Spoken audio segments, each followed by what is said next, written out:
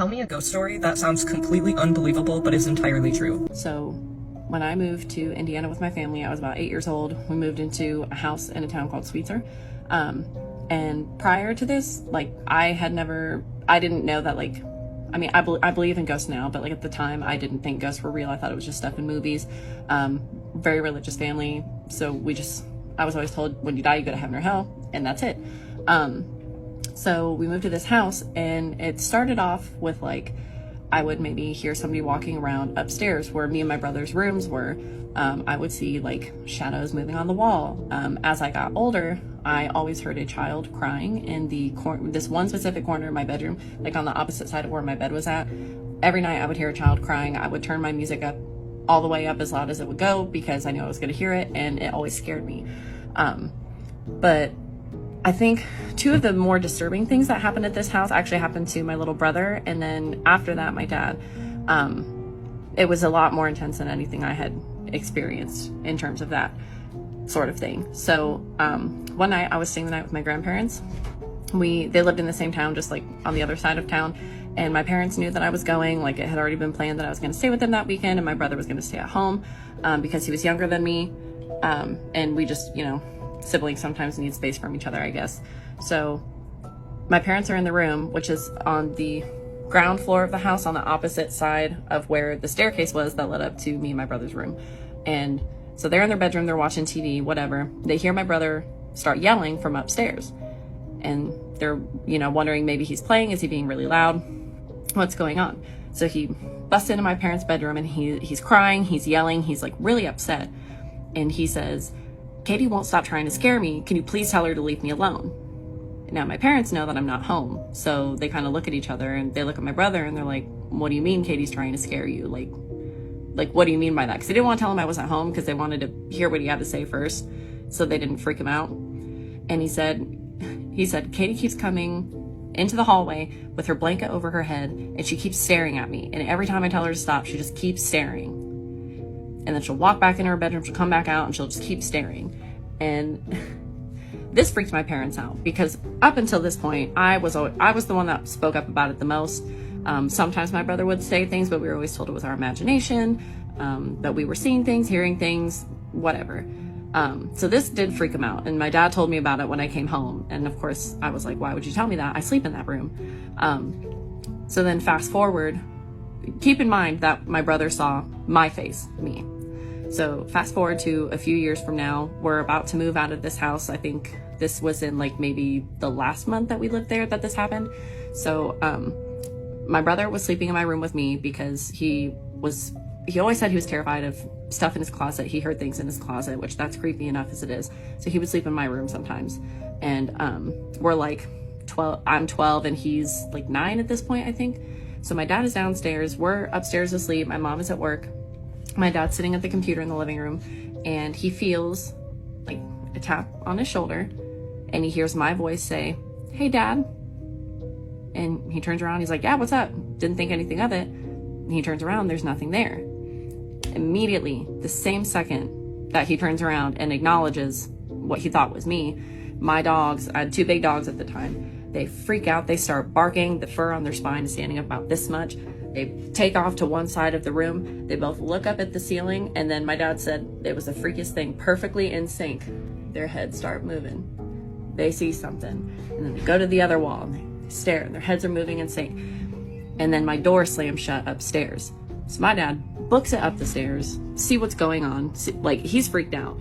He goes upstairs, he opens my bedroom door. My brother and I are both just sleeping. We had like a little mini DVD player thing on to watch movies because, again, we didn't like when it was quiet at night because that's when you hear things.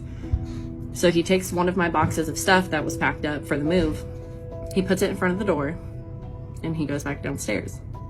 The second that he is off the stairs and back on the ground floor, my door slams shut again. He goes right back upstairs, opens my door. My brother and I are still sound asleep, and the box of stuff that he put in front of the door is on the opposite side of the room, spilled over.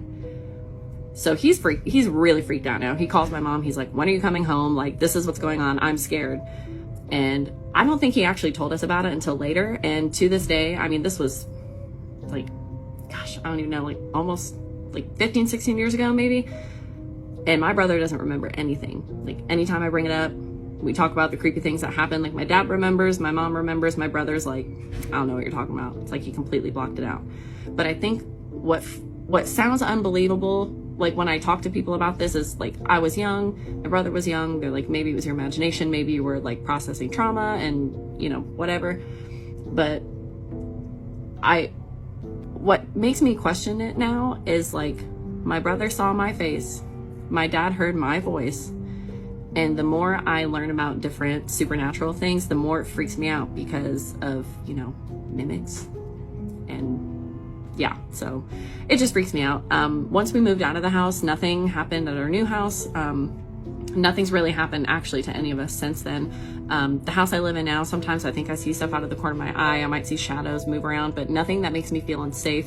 Nothing that seems to have like a negative presence, so I don't really think anything of it. But yeah, that to this day, anytime I think about that house, it gives me chills. And I don't know. I think I try to talk about it to people I trust, but people kind of look at me like I'm crazy. So I'm intrigued to see what you guys think about it.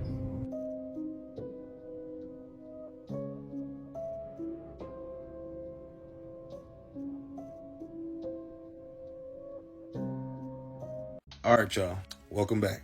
Part 2 on the T-Boz ghost story. So Kim told T-Boz the little girl was like attracted to them. She liked her daughter. She wanted to help her reach all her goals and her dreams. Kim said the girl may have been a child actress. Then she asked T-Boz and her daughter, do you want to be an actress? She's like, yeah, that's crazy. Like, how did you know that? So the daughter enjoyed that. She liked that. She was attracted to that. They're like kindred spirits. So she kind of attached herself, just there for the ride. Not a negative entity or have any negative energy. She just really enjoys her. And she's a kind girl from what the spirit feels and understands. But the man, Kim said he's been violent. Kim starts picking up more and more about this man. Finally, the little girl tells Kim her father unalived her and her mother. Then Kim starts seeing the visions of what happened. The father did it, then put a pew pew inside his mouth and took himself out.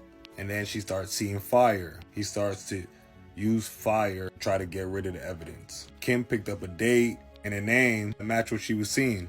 July 1988. She said the story fits. You guys can look up this article if you want. She sensed this murder and the unaliving himself. Wasn't in that house. It was in a nearby home. The little girl basically grew up in that neighborhood. Basically what this article says, a child actress was unalived by her father and her mother was unalive as well. Yeah, so pause that, zoom in, do what y'all gotta do, but yeah, I'm gonna move on. Little girl's body was actually found in a canopy bed near a small pink TV. Kim told T-Boz that the father set the whole house on fire, so what she was seeing was definitely true.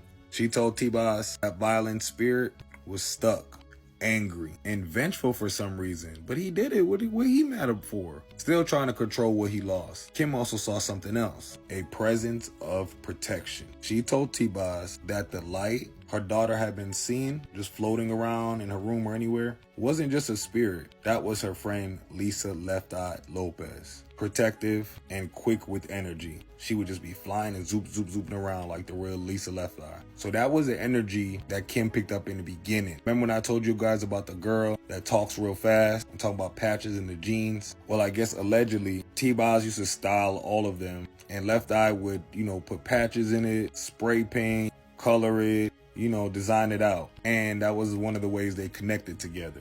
Kim said that Lisa told her she met her father on the other side and remains with him to this day. T-Boz revealed the day they got signed, Left Eye's father was unalived. So that's why it was such a big deal. Her dreams came true. She also lost her father at the same time. Lisa was talking during this session. She told Kim she didn't get to give T-Boz her last birthday gift. T-Boz said, yeah, she passed away a day before my birthday. That's crazy. As well as Lisa talks about she wanted to be there for her daughter and her daughter growing up. It was a lot, y'all. Y'all gotta check it out if you got some time. I would have been asking Lisa, was her death a setup? But that's none of my business. Let me stay out of it. Kim warned T-Boz, you're kind and generous. Entities feed off of that because they know she's a yes man. She has a hard time saying no, and they can scare her very easily. So there's just a lot. It's a buffet over there, and they grow stronger when you react. The dark man likes to feed off the family's fear. We're drawn to arguments, to anger, to panic in life. Any type of chaotic energy, they love that. Yum, yum, yum. So then, y'all, they went upstairs together. And I'm watching it. They're talking about how freezing it is, how cold it is. Mind you, they're in California. Clearly no air on. They literally got to put on jackets. That already scared me. Like, y'all don't know these, it's always cold. Know what? Never mind. Kim said she felt that man right there. Heavy, violent. He told T-Boz, even though that little girl had sweet energy, that man's energy clungs onto them. So they asked, how do you get rid of entities like this? You call out to them. Let them know, I know who you are. I know what you did. You have no power over me. Leave this house. You do not frighten me. You will not take my family. So words and affirmations like that will do the charm. And a sigil, protection, a candle too won't hurt either. Kim insists on boundaries for T-Boz. As her saying yes to everything and she has a hard time saying no is crazy work. She says she needs boundaries with the living as well as with the dead. She said you must not feed into fear. It was so interesting because I saw a lot of things maybe they didn't pick up at the time, maybe when they rewatch it. Like, for example, T-Boz's daughter is very spiritually blessed. T-Boz's cousin came from the other side. Donnie had literally said she's an angel. She came here to save your life. And if you know, T-Boz's been sickly for many years, since I've been probably born. So it's only God. Because Kim told her she cheated death many times. She wasn't supposed to be here, but her job and her mission isn't over. As well as with her daughter. I'm feeling this little witchy duo, yeah. Can't see what else they got coming in the future. On top of it, T-Boz's daughter's middle name in Hawaiian means angel, while the spirits were literally calling her an angel, sent to save T-Boz and to help others. It's crazy. So what y'all think? This is a crazy story, and it started off with T-Boz thinking her daughter's friend brought an entity, and the whole time they're the ones that got the entity, brought the entity right up in the house, or it was already around, but they were attracting that certain energy it needed. T-Boz with that toxic energy, the man was coming over there, and the daughter's energy the little girl liked. Kim told them they need to start protecting themselves, and I completely agree. They gotta learn, because no black women, this spiritual, needs to be walking around blind. Let me know what you guys think in the comments. I'm Cube of Lore. This is Forbidden Lore Season 2, Ghost Stories. And if you like content like this, don't forget to engage from the bottom up. Slide, comment, subscribe. You already know all that. And if you're new here, come here. Thank you so much. I appreciate you for being here. I appreciate you for watching my video. But why you didn't follow me? You sat here and watched my whole video and enjoyed it to capacity. Didn't even think about following me. How y'all expect me to grow as a creator?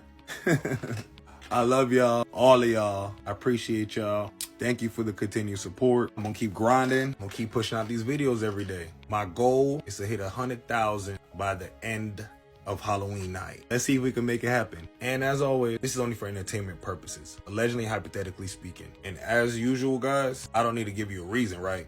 But be careful. Be careful. Be fucking careful. Do you believe in like supernatural stuff? You've been in a lot of supernatural things. You know, I always say about a lot of things that I don't know. Yeah. So I'm open to it. Yeah. You know, just in case. Yeah. Open to all of it. Yeah. I'm like, I don't have any personal experience, but I do think like maybe, I don't know. I've had a few things that either were manifestations of my anxiety or were ghosts. So like what? Like what? Well, I was shooting in this like defunct mental asylum. It's this place in Vancouver where everybody shoots. So like we shoot there in yellow jackets all the time. And when you're shooting there, it's this whole compound of an old hospital. It's just normal to be in an insane asylum. Yeah, Cool. Yeah. Okay. And anytime you shoot there, there's like 5 other productions also shooting there. It's like the most popular shooting place in Vancouver.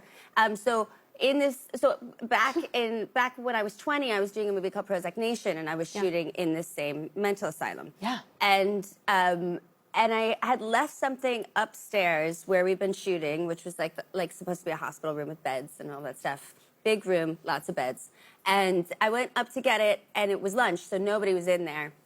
I went up and I got the thing, and I was coming down, and there were these stairs, you know, like the kind of stairs where you go down and there's a wall here, and then you turn around and there's another wall. Yeah. And I thought I heard footsteps, but I was like, was that actually my ears or was that in my brain? And I couldn't tell. And so then as I turned that wall and went to come down on this side, I saw just black shoes coming down. And I just went forward and just walked. And at this point, you don't believe in it? Like, I'm well, like, if you... I believe in it enough that now when we shoot in the asylum and I'm by myself in the hallway or something, I kind of am like, don't mess with me. I know you're here. I don't care. You leave me alone. I am here for work. You've also got another project that I want to talk about. It's called Cat Full of Spiders. Yes, it's the Cat Full of the Cat Full of Spiders Tarot Deck and Guidebook. Yeah. And so it's my tarot deck. You know, How did you get into tarot? Well, I was on a movie when I was 14, and one of the characters, we were in a scene. Is it Now and Then? Yeah, Now and Then. I love Now and Then. And Janine Garofalo reads our tarot. Yeah.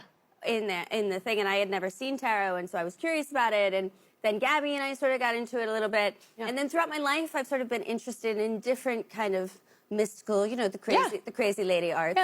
The crazy lady section of Barnes & Noble. Yeah.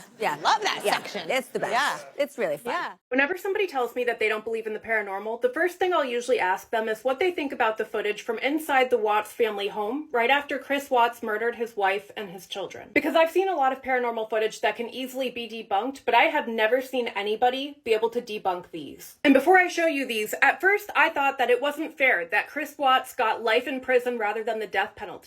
But after I found out that he is being haunted by his wife and his children that he murdered, 100%. That is absolutely the punishment that he deserved. Last year, he even came out and said that he's been seeing the spirits of his dead children in his cell. He is absolutely being haunted, and I love that for him.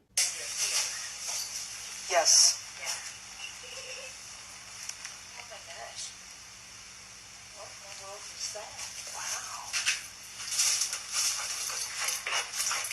Go in there and step on that little blue thing and see if that's where that device came from. Yeah, it sounded like a kid toy. It sort of sounds like it. Something. I heard it. That one, did you hear it? I did.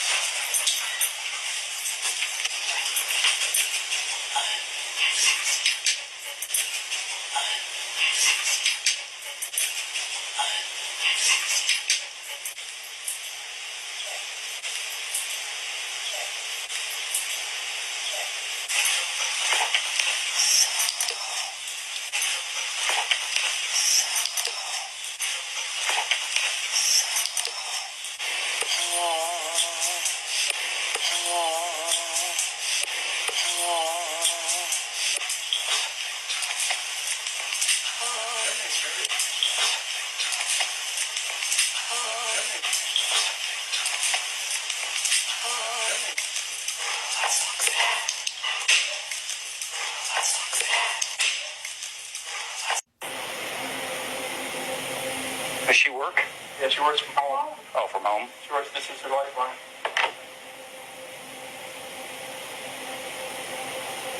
So if that thing comes back, I'm just going to start blowing up. Oh, yeah. Trust me. It was shut down? Yeah. 1, 31, 80, 19.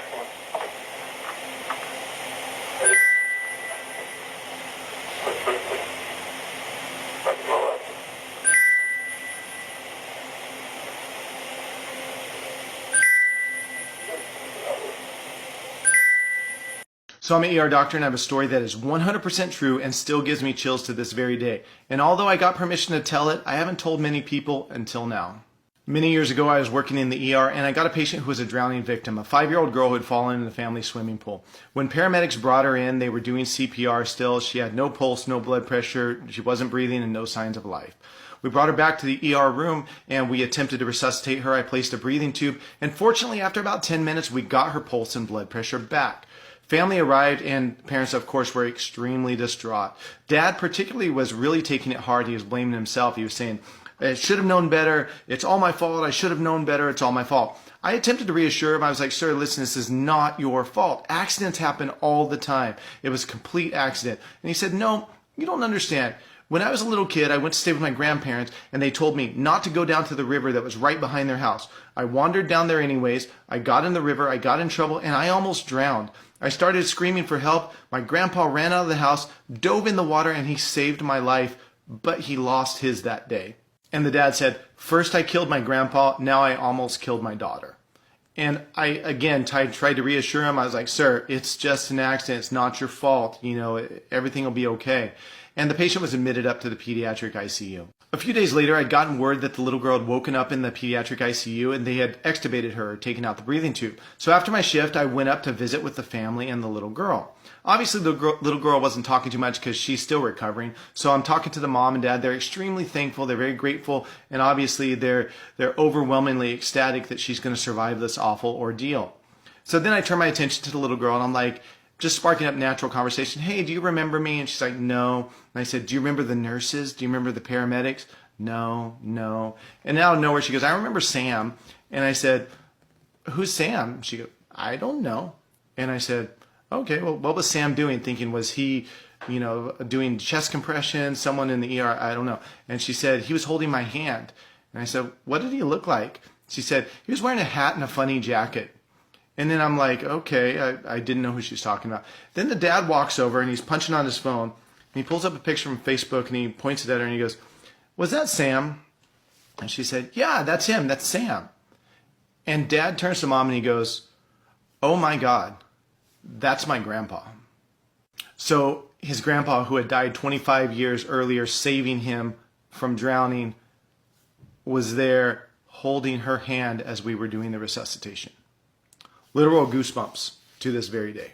Hey guys, let's talk about the craziest ghost story I've ever heard. You guys think it's possible for spirits to reach out and send us messages from the grave? Well, listen to this. In the year 2000, Jodie Foster and her 3-year-old daughter Hannah moved into an apartment in Chico, California. So guys, it didn't take long for crazy things to start happening in apartment 14. I guess they said that lights were flickering on and off, cupboards would open by themselves, and Hannah, here who was 3, made a new imaginary friend. So one day, Jodie said that Hannah was standing there and she goes, well, hi. And Jodie said, who are you talking to? And Hannah said, the girl right there. And she said, who's the girl? What's her name? And she said, she's my new friend. She's an angel and her name is My Liz. So right about the time that Hannah started seeing My Liz, Jodie started having these nightmares, and they were really detailed nightmares. She would see a young girl forced into a car by a man and a woman, and she remembers it looked like they had clothes from the 70s on. She would also have a nightmare about going down into a basement, and she remembers that the girl had something on her head, on her shoulders. Hannah was so specific about her friend My Liz that she would always draw her. But the drawings got pretty disturbing. So Jodie just couldn't take it anymore, and so she went to the manager of the apartment and said, hey, I've got to either move completely out of here or you need me to move me to a different apartment because crazy things are happening. And the manager says to Jodie, well, people don't last long in that apartment. So Jodie asked why, and the manager started to tell her a story about a girl in the 70s that went missing in Chico, California. And it just so happens that apartment 14 was her apartment at the time. So guys, on January 1st, 1976, 18-year-old Marie Elizabeth, they called her Marliz, Spanicky, disappeared on a walk and was never seen again. So Jodie and Hannah were able to move to a different apartment, but the dreams continued. Jodie started having dreams that were really vivid, and she started seeing a young girl between the ages of 18 and 20, and she was mouthing, help me. So Jodie just picked up the phone and decided to call the police. And when they answered, she said, hey, do you guys have any information about a girl from the 70s that disappeared from Chico? So a lieutenant answered the phone, and he was quoted saying, I have never been so freaked out before.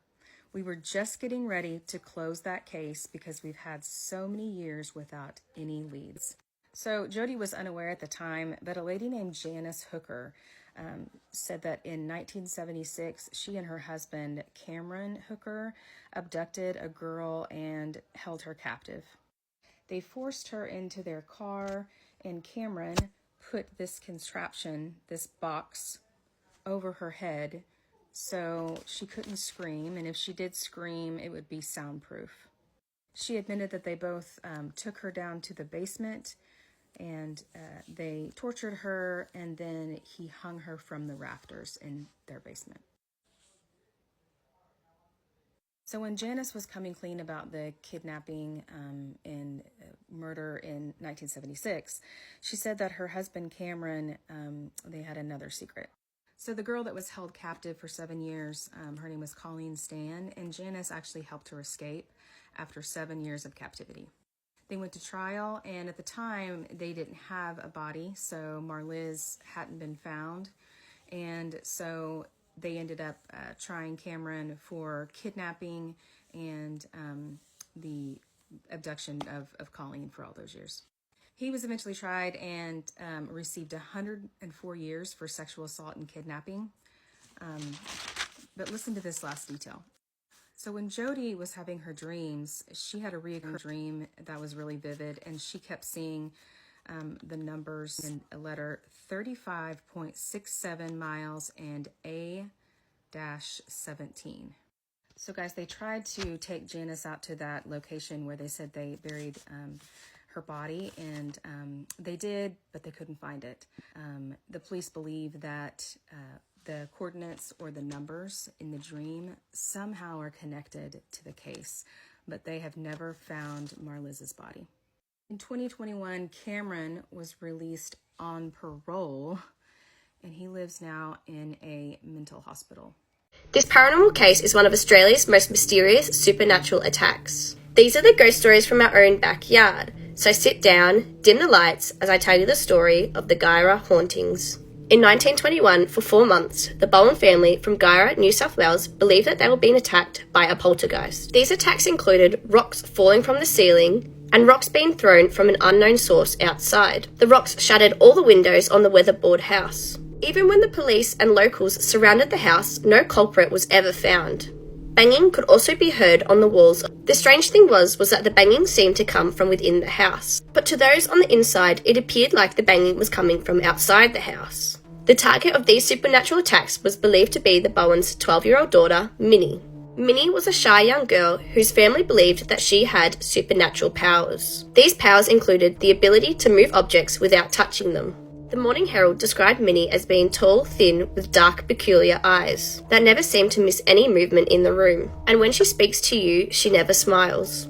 It was believed that Minnie's powers attracted the ghost of her half-sister who passed away months prior. The case caught the attention of spiritualist Ben Davey. He prompted Minnie to speak out loud to her deceased half-sister May, in which Minnie responded she can't because she's dead, and Davey prompted her again to try. Minnie then claimed that May spoke to her. Apparently May said, "Tell Mother I am in heaven and I am quite happy." Another psychic investigator called Harry Moores also turned up at the house. He claimed that the hauntings was the work of a poltergeist. From research, poltergeist activity usually follows a person who is approaching puberty or have experienced some kind of tragedy or trauma within or close to the family. The Guyra haunting is now considered a textbook example. However, the attacks on the house became so extreme that the family attempted to escape the ghost. Minnie's parents moved her to her grandmother's house in Glen Innes, but the family claimed that the poltergeist followed her there. Despite having a few days of peace, the attacks started again. Banging could be heard within her grandmother's home, and the bangs were strong enough to dislodge the ornaments in the home. Go to part 2. This video accidentally went live on TikTok, and it's already terrified millions of viewers. It shows John, a US creator who cleans abandoned graves for free, simply out of respect for the dead. He always brings a small radio with him, so he doesn't feel completely alone. During one live stream while cleaning the grave of a 5-year-old girl, Mary Saffron, the radio suddenly hissed, and a child's voice asked, "What's your name?" He froze. Then he answered, "My name is John, Mary." The same voice whispered, even softer, as if from underground. "Thank you, John," he replied. "You're welcome, my kid." Almost no one could have handled it. But John stayed calm. He says he's heard it before. The voices, the whispers, the gratitude of those long gone. And now he's convinced they're really answering back. Y'all want to hear about these ghost kids that just tried to pass themselves off as children when I had my kids outside for recess and just tried to have them line up and come inside the school? Okay, so I'm not a teacher. I'm a volunteer. I volunteer at my daughter's school. I pretty much help her teacher with whatever she needs. I'm just a concerned parent.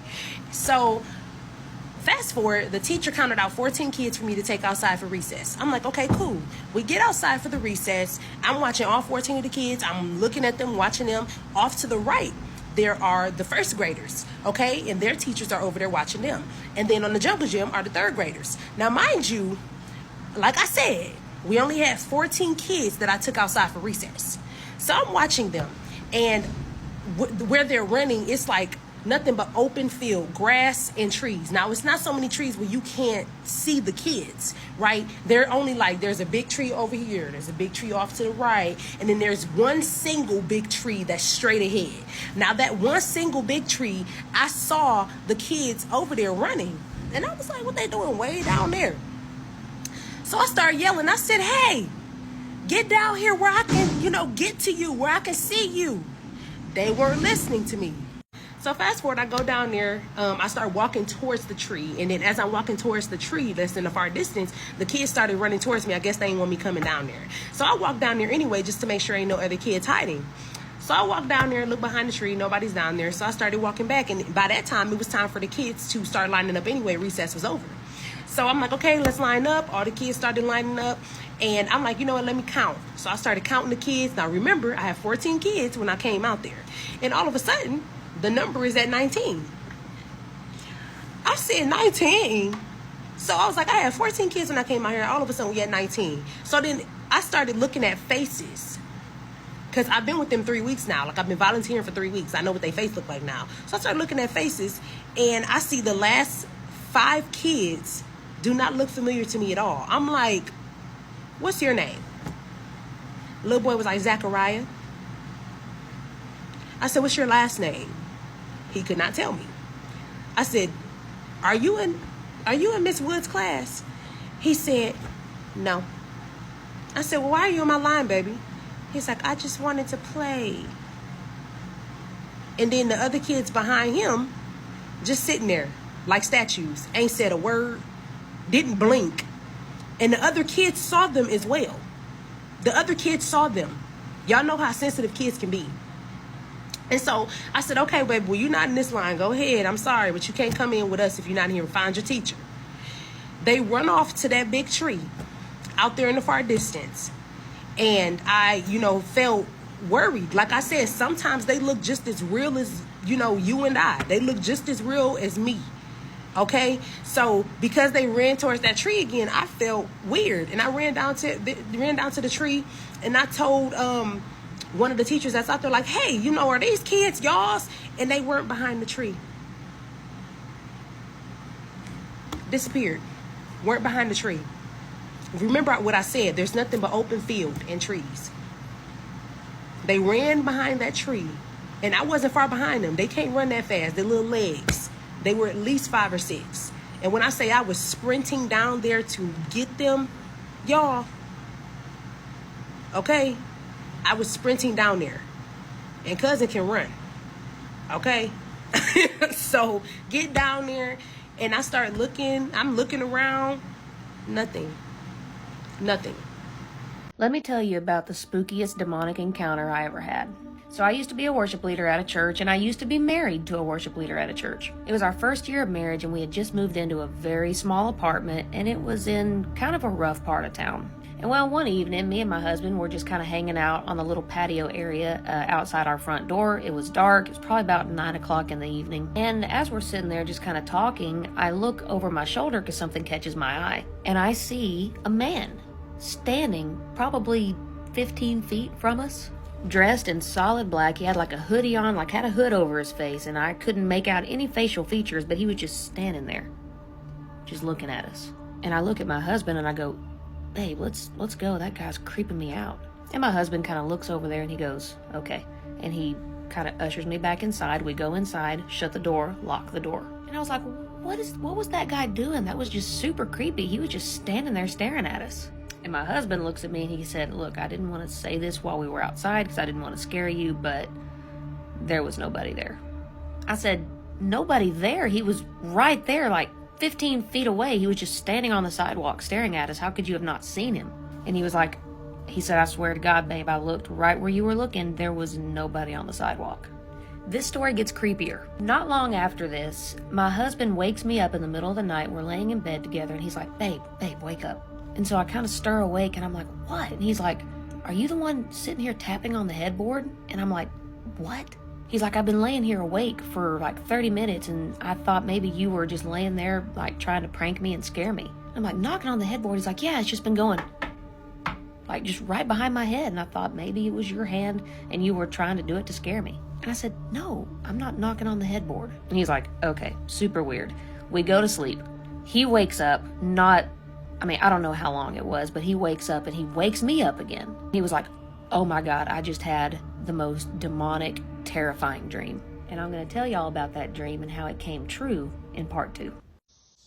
I've been delivering mail to a house that was never there. All right, y'all. So I've been delivering mail on this route for like a couple weeks now, I say. And it's always this one house that always stood out. Like, it's this big wraparound porch. It got like blue peeling paint or something like that. And it's this older woman who just like sit by the window smiling like she's just like waiting for me every day. Like she have nothing else to do. So she always called me like son, and I handed her mail like through like, this little cracked door. So I'm thinking she, a sweet old lady. But today I turned down the same street and the house was gone. Not like empty. I mean, like it was gone. Like nothing but like overgrown lot and rusted mailbox, like leaning sideways. And I even asked the neighbor, I'm like, what happened to the house that was next door? Y'all, she looked at me like I was crazy, and she was like, that house has been empty for like 20 years. What? So the crazy part is, in my bag today, I still had a letter like from that same address, and it was stamped like 2003, and the envelope felt like cold, like somebody just like pulled it out the freezer or something like that. So I'm standing there with the letter in my hand, just staring at this empty lot, and y'all, I swear I can feel her just like watching me from like nowhere. Like I felt like she was still there. I don't know, chat. I don't know if there's some eerie stuff going on out here, but I don't know. What y'all think, chat? I mean, if y'all want to update, y'all want a part 2, let me know, cause what? Want to get creeped out? This is creepy. There is a small town in Wisconsin called St. Nacience.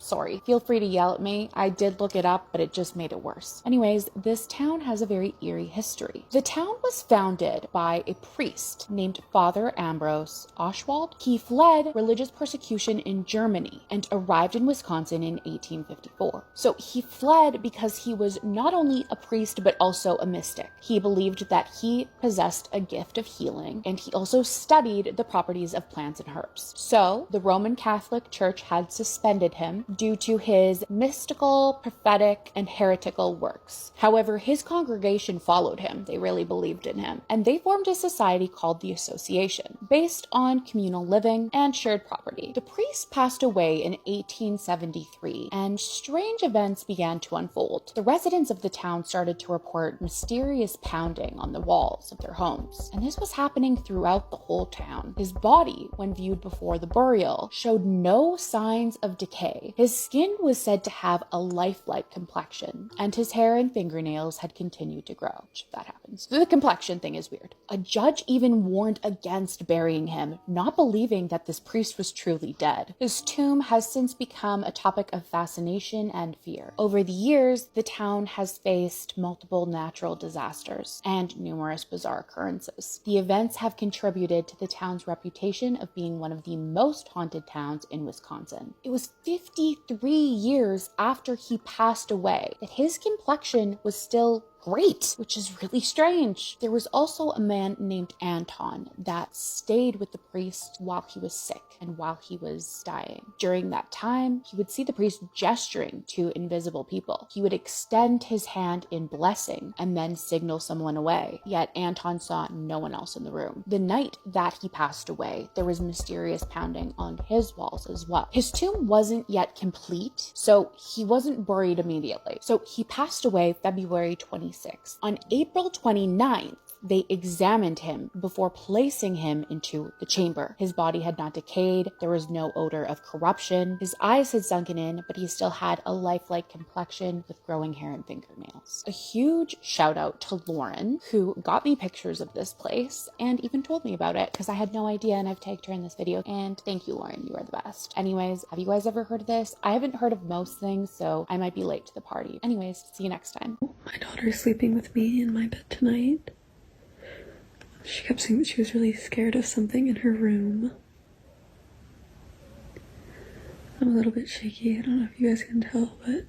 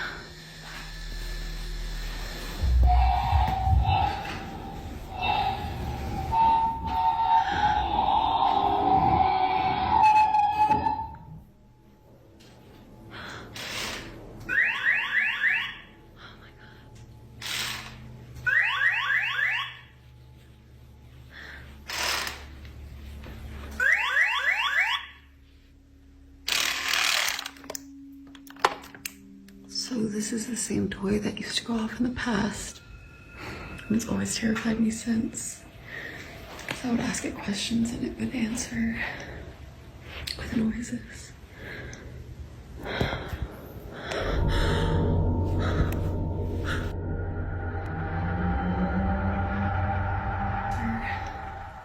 With noises.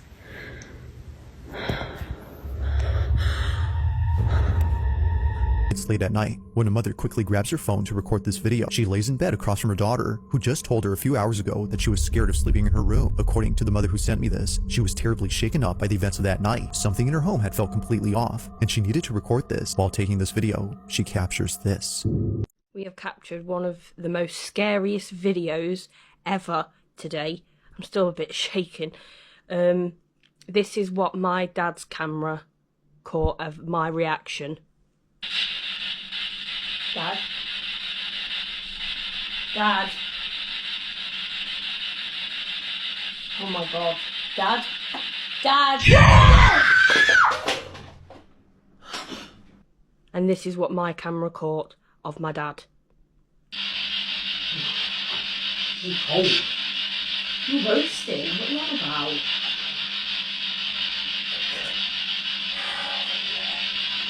Got a headache as well. A really bad one, you know. Freezing.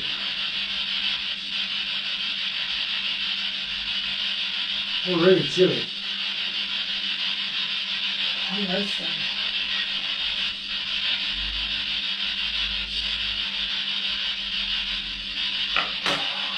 You what?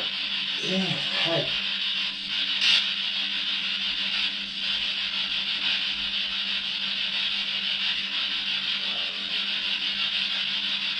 You alright? Dad? Dad? Dad? Oh my god. Dad? Dad! The head. What are you doing? What have you done that? Why are you just shouting? shouted that at me. I shouted, stop shouting, I've got a headache. Oh my God, what are you doing? I haven't shouted. Yes, you have. You just shouted, get out. I haven't. And your face looks so different. It's gone now. What are you doing? Why have you just done that? I haven't done anything. This, things are all over the floor. I didn't touch them. Your face looks so different. What the f*** did you just do? I don't know. I just had a massive headache. That's all I remember. I had my head down and I had a headache. And then you started screaming. Why did you? You're gonna have to watch that back. You didn't look yourself. Just felt weird. Felt like a bit out of body at the moment. Oh my God. You frightened the death out of me when you screamed. That kind of woke me up, if you know what I mean. Oh. Honestly, I was like, hello, hello, and then you just screamed it out. I don't remember and any then of that. That just fell off the table. I remember you asking me if I was okay. That was it. And then you screamed. God.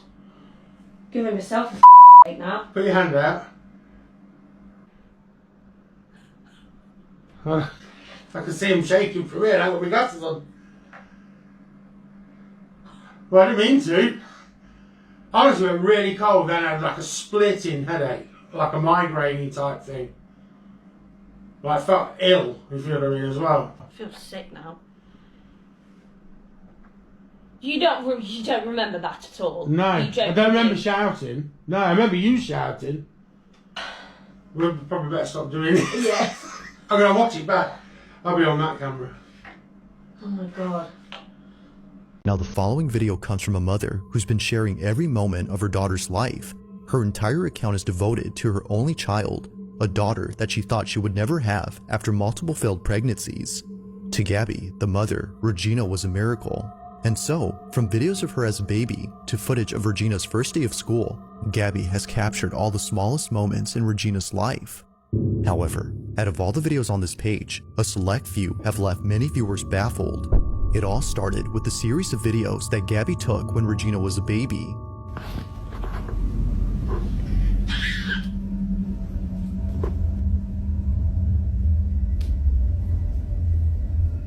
During this time, she would often crawl to one hallway inside her house and just stare at it. Now, this wouldn't be so strange if it weren't for the fact that she would continue to do this throughout the years. Just like when she was a baby, she still to this day stares at this hallway for no apparent reason. Vámonos ya. Vente, mi amor. Vente. Vamos a... From playing a game of tag by herself to blowing kisses at the hallway, Regina behaves as though she's playing with one of her friends. It goes without saying, but she may have an imaginary friend. But to Gabby, this may not be the case, because as of recent, this was captured. ¿Qué pasó? Ay, Dios, ahora sí me asusté. ¿Qué pasó? Ay, Raichi. Mira, apunta para allá. ¿Qué, mi amor? Vámonos. ¿Qué, mi amor? ¿Qué hay? ¿Qué pasó? Ven, amor. Ven, amorcito, vente. Venga, mi niña. It's okay. Unlike before, Regina has been acting differently towards the hallway. Gabby's most recent videos involving the hallway show Regina being creeped out, and not a single video appears to show why that is. Or at least, not to Gabby's knowledge. It wasn't until recently that many people started to comment on a certain video that she randomly took one night. It was a short clip of her daughter doing her nightly routine. But according to viewers, if you look closely, you'll notice what it is that's been scaring Regina. This is what she caught. Día número 19, intentando...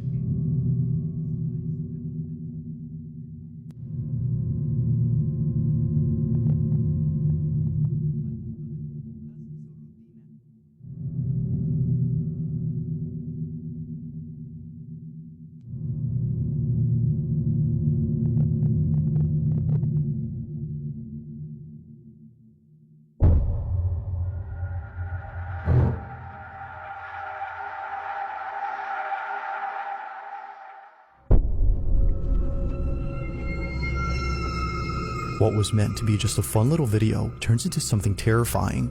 Inside a closet, a shadow-like figure quickly passes, and it happens right after Regina points at it. No one else was home, which would have otherwise explained it. After reading the comments, Gabby checks the closet space and finds nothing. If the space is clear, then what was this? Although she doesn't know, viewers have an idea. This may be, as they believe, the thing that Regina has been so afraid of. She even points at it like she always does with the hallway. Although not sure what to think, Gabby remains concerned. But then one night, in a different video, she records something that makes her extremely uneasy. While filming her daughter in the kitchen, this happens. Cuando le encuentras un miedo a tu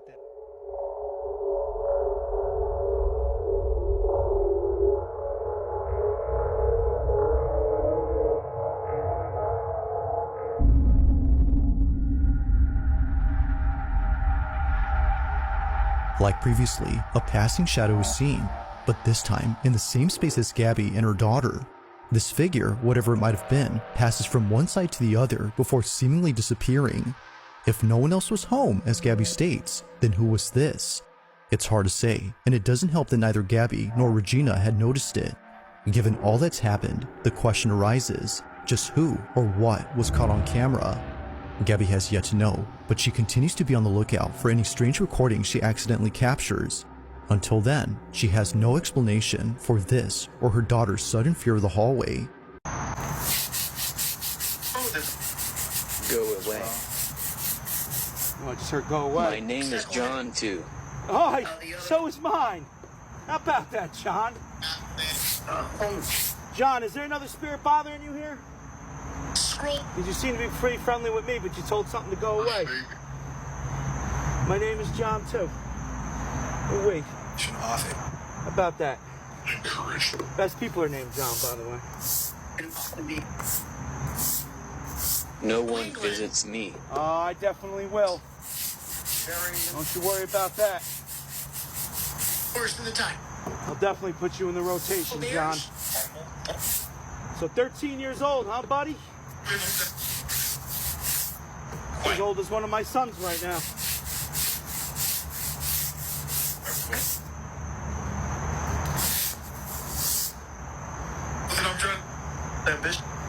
Standing beside you.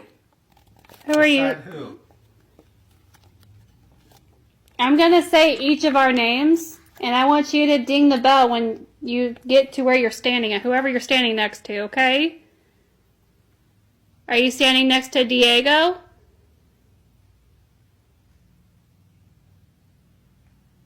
Alyssa? Yeah, she's standing next to you. Well, hi. Get up and leave. Oh.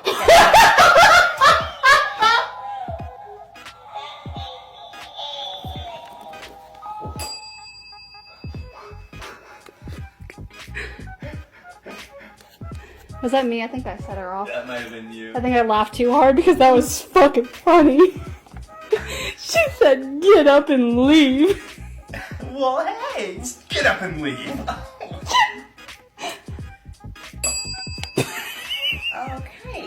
Okay. So you want me to leave?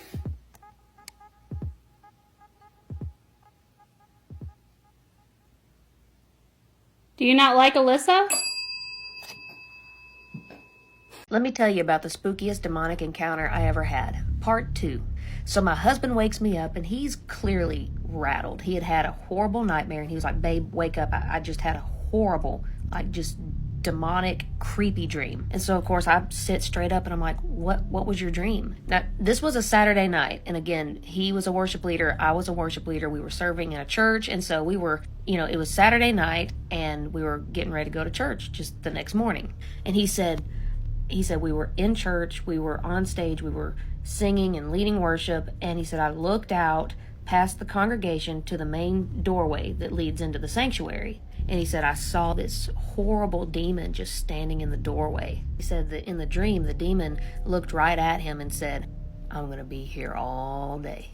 And he continued to tell me, like, in this dream that demon said that to him, and then like he looked around the church building and there were just dead bugs all over the floor, like just piled up And as he's telling me this, I mean, like, you can feel the energy in the apartment, like, just, it's heavy, it's dark, it's oppressive, and I mean, like, it genuinely scared us. So we got up, we started kind of praying throughout the house and just asking Jesus to remove what was in our house screwing with us.